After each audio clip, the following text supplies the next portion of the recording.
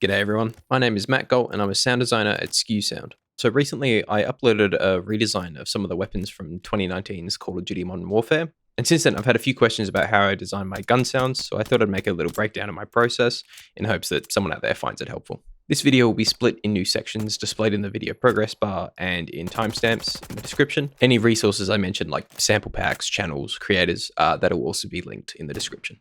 I just want to mention that this is my personal thought process on how I create like realistic, impactful gunshots. It's by no means the definitive way, and if what you've done sounds good, then you've done a great job. And I just think that the more info that's out there, the better.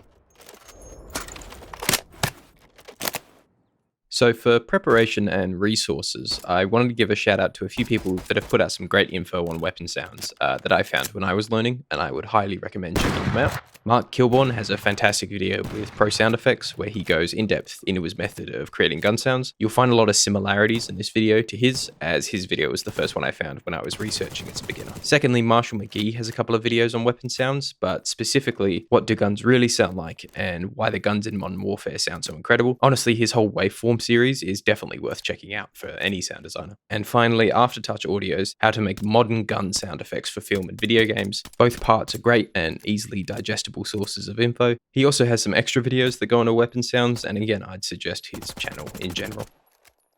I also wanted to mention a Twitter thread from Mark Winter. It's a really insightful read, and it has tons of great info in it. And the man is currently audio director at New World Interactive, the creators of Insurgency Sandstorm, so he definitely knows what he's talking about. As far as samples go, for this redesign I used a bunch of different packs from Boom Library. Now the higher quality the samples are that you start with can make it a lot easier to have a great sounding product, but they're by no means necessary. You can make gunshots out of realistically anything. I've even done a breakdown where I've made a gunshot using only white noise as a source. So I wanted to mention some free packs from Sonus and GDC, which include some weapons, as well as just like an insane amount of stuff in them, so definitely grab them if you haven't already. I also personally use Soundly, which has a free firearms library, which can be a great starting point and has a bunch of actually recorded guns in it. And as I mentioned before, all the links are in the description. Lastly, for preparation, I'd recommend doing some research on the guns you're designing. Now, this can vary from project to project, as the weapons could be like sci-fi laser guns, or like this project where they were realistic. Are they bolt action, semi or fully automatic? How many materials are there, like wood, polymer, metal, and so on? The more understanding you have of how the weapon works, either in real life or in the project, should help you to formulate a basic idea of what you want the end result to sound like before you even started designing. For example, the SKS here had a large metal bolt moving at the top on every shot, so I wanted to add more mech detail into the gunshot, and the sniper rifle is bloody massive, so I just wanted it to sound chunky.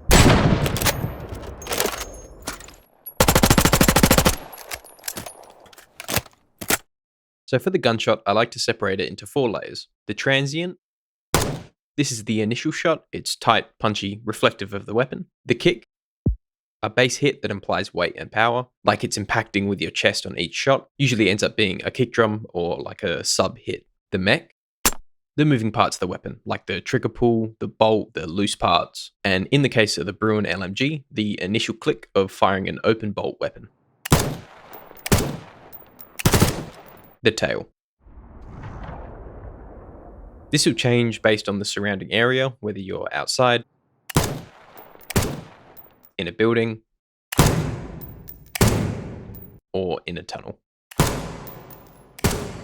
So first up is the transient. For the processing, I just have Reaper's basic compressor and a Melder saturator. Melder has a massive selection of free plugins, so definitely give them a look. I like to have at least one stereo and one mono sample, although sometimes I'll have multiple. Usually the less powerful sound will be in stereo to kind of fill out the space and make the gunshot a little wider,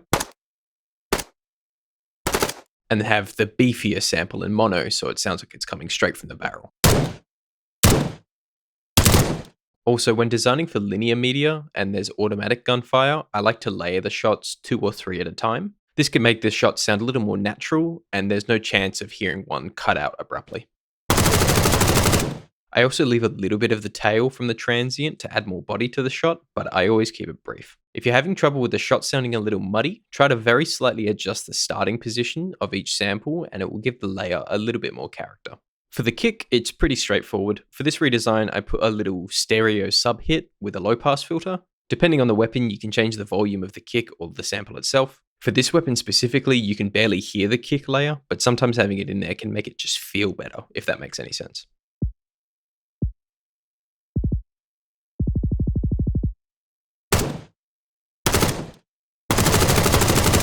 The mech layer is heavily dependent on the weapon. The SKS, for example, has a large metallic bolt that visibly moves when firing.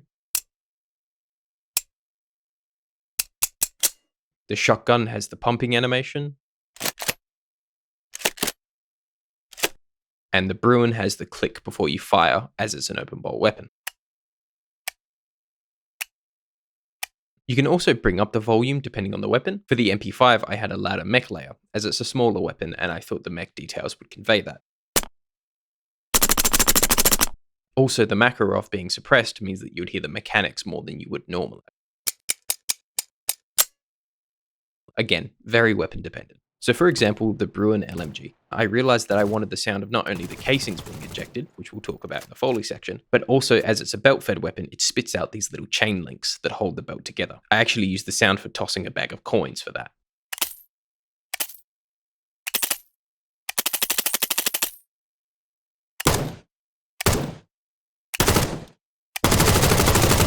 And lastly, the tail. This is what immerses the weapon in the environment that it's in. Like the mech layer, it's heavily dependent on the weapon. A suppressed pistol has almost no tail. The LMG has a pretty decent tail.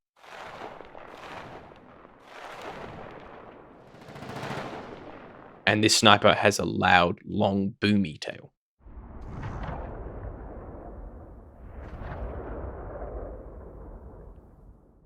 I like to fade in the tail just after the gunshot, as it sounds a little more natural, and you won't hear the start over the gunshot anyway. I'll usually layer 2 or more different tails to give each weapon a unique feeling. When designing gunshots in other spaces, you can use a convolution reverb to help make it fit in with the space. I used Waves IR, but I've seen that Convology is a good free option.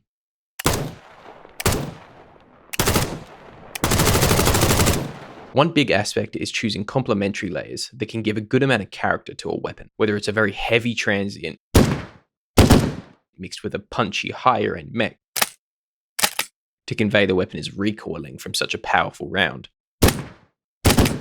All these layers can be mixed differently depending on the environment, the weapon, and just how you'd like to design.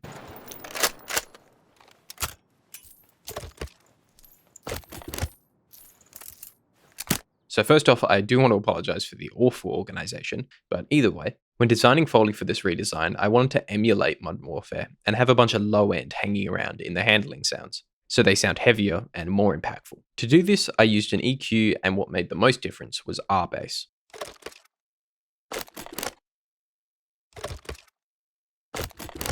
The samples, amount of low end, and material types I used was based on the weapon construction, whether it was the metallic bolt on the SKS that I keep talking about, the hard plastic polymer of the shotgun, or the small thin metal pieces of the pistol. When looking at these animations, there's so many little details that I wanted to give sound to, like the lifting up of this little metal piece, the leftover chain links falling to the ground, and the sound difference between the empty and full box magazines. I also like to layer in multiple textures for each event. For instance, the charging handle has a clicky layer, a layer with a bit more spring in it, and a pre-life sort of crunchy layer to give it a bit more energy. For the ejected casings, I use samples of actual casings landing on the floor, but you could use anything metallic like coins, jewelry, pieces of scrap metal, and get a similar effect. Simply just pan it to the left or right, or wherever the casings land, and make sure to start them after a short delay to convey the travel time.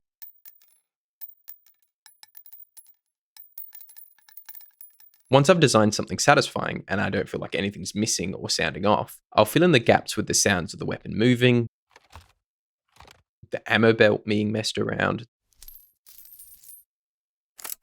the character's Foley. Just keep layering until it sounds full and satisfying, and there's no missed actions or dead spaces.